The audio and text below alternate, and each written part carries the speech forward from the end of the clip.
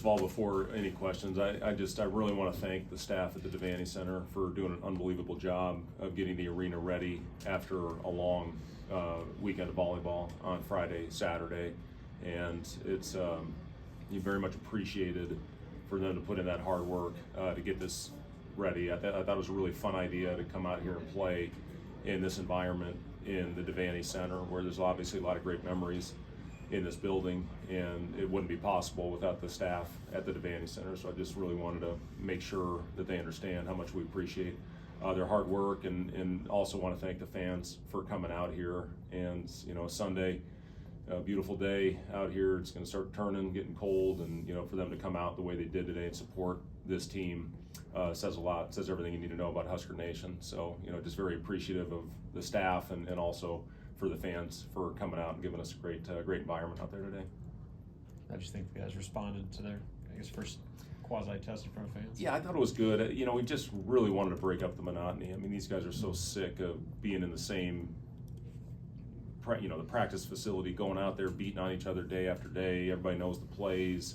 So it's just a different energy when you're able to get out there in front of the fans, and wanted to really make this our first test, our first time in front of fans like this. Then the next test is a week from yesterday to go out and play at Utah, and we'll learn a lot about ourselves, whatever the result of that closed door scrimmage will be. And then we get one more opportunity for a good team coming in here in Grand Valley State to play an exhibition game at PBA. So it's all part of the process here of getting ready for November 4th on opening night. And obviously we still got a long ways to go, but a couple real positives I thought from today: 30 assists as a group and only 12 turnovers. That's growth for this team. We're starting to turn it over a little bit too much at the end of the week, and I thought we made simple plays for the most part. Burke, we wanted to experiment and see that smaller lineup. We haven't done a lot of that, so it was good to see him out there battling on the glass and going out and getting a double-double, 13 and 13. And I really thought Braxton set the tone early. I thought his physicality was outstanding early in the game. He was all over the boards, and we wanted to shut him down there at the end when he was getting a little bit fatigued. And I think we came out of this okay. Justin Bolus was a question today, tweaked his hamstring in our workout yesterday, and then Sam was limping around a little bit there at the end. But for the most part, I think we made it out of here in a good spot. 2 of the next 3 days will be off for our team, and it's a hopefully a good opportunity for these guys to get into the cold hot tubs, get some treatment. We talk a lot about winning the recovery days, and this is an important early part of the week, and then we'll get 3 days to prepare for the scrimmage at Utah. What was the thought process in holding number 1 in open scrimmage, but number 2 holding it here? Well, we looked at a couple different options. We actually talked about potentially doing something over at the old Coliseum, and it would have been pretty cool for our family with my grandfather, coaching in that building, and it just logistically worked better to do it here. And this was fun for me. It was fun getting booed out there when I talked about my game-winning shot back in '95. But this place was awesome, and my very first coaching game in the Big 12 was in this building against Nebraska, and we lost a heartbreaker in overtime. Jeter got a steal on the last possession and went down, made 1 free throw, and unfortunately beat us. But I just remember this place being an unbelievable environment, and just nothing's changed. I mean, our fans are still as good as anybody on the planet, and it was fun coming back into this building and playing again. I remember walking out of there the first Big 12 conference game, nervous, smelling the popcorn, walking out there on the floor, and it was a really cool environment, a great place to play. So it was fun to be back here. And it was fun for Kent and Jake to be back in here as well and call games. Jake had a lot of fun playing out here, and Kent called some unbelievable games here at the Devaney Center. What was the thought process with the rosters? Anything to read into the lineups? No, we've changed pretty much every week. We try to keep a group together for the week. We've still got a lot of work to go, a lot of work to do, and a lot of thought process to go into what a rotation is going to look like. And I honestly have no idea right now what it's going to look like as far as the starting group, and more importantly, who's going to finish games for us. I like the way that first group looked is from a size standpoint. We got Raleigh out there at 6'5", Bryce and Jawan at 6'7", and then 6'10" and 7'1". I did like the size of that group, and then that other team just brings a whole different dynamic with Connor's ability to space the floor, knock down shots. Gavin has been shooting the heck out of the ball. Don't take today what happened as far as the indication of what he can and can't do. He's a much better shooter than what he showed today.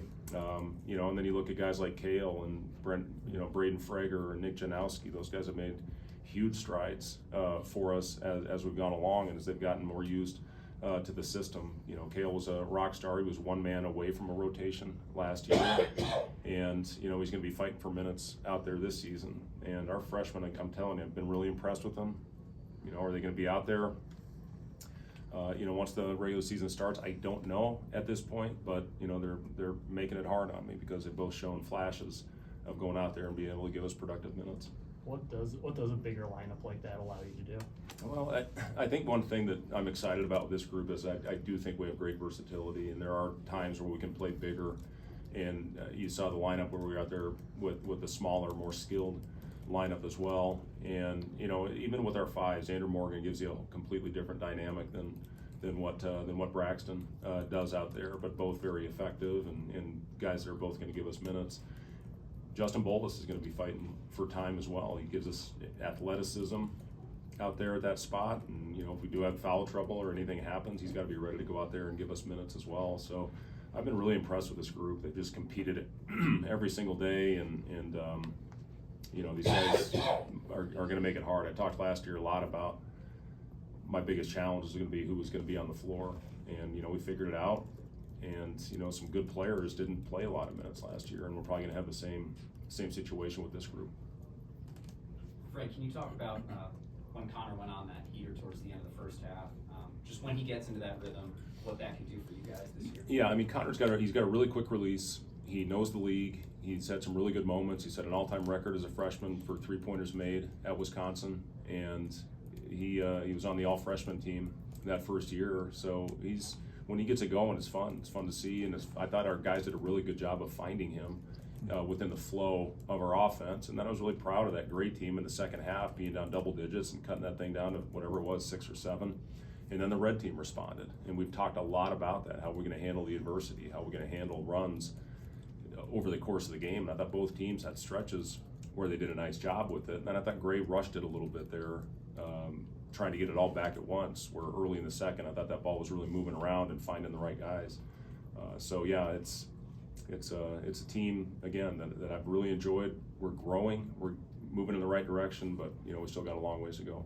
How much do you think the guys benefit, or what are the benefits of getting out in front of fans, just everything that went into today? Well, there's always butterflies involved when you're out playing in front of people. My big message to the guys before the game was don't go out and try to do things we haven't done all year in the preseason and in our training camp. You just need to go out there and continue on, and when things are going the right way, continue on, continue to do those things, and don't get outside of yourself. And it's a team that I think will do that, and today I thought we did it for the most part. Again, when you do the thing, what was it, a couple years ago when Rick Ross came and sang after the deal, it was like a glorified all-star game out there. This was a competitive environment, and we talked about using today as an opportunity to grow and get better, and I thought we did that. Fred, what did you see from Raleigh? Yeah, 9 assists, 1 turnover, that's who Raleigh is. He's just a flat-out winner, and if he has an average year, he's going to be the first player in Nebraska history to have 1,000 points, 500 rebounds, and 500 assists. He just finds guys. He does a great job of getting in the paint and spraying the ball out. And he's, like I said, that size, that level of toughness. He was a hell of a football player. I love everything about the kid. And then, Ulis is another experienced point guard as well, a guy that can get into the paint. I thought he had some nice plays in the lane. I don't think he had a turnover. And when your point guards give you whatever it was, I think Aaron had 1 assist, but I thought he made some good plays to get our guys shots. But when you go 10-1, assist to turnover in your point guard position, that's pretty darn good. Thanks, Jesse.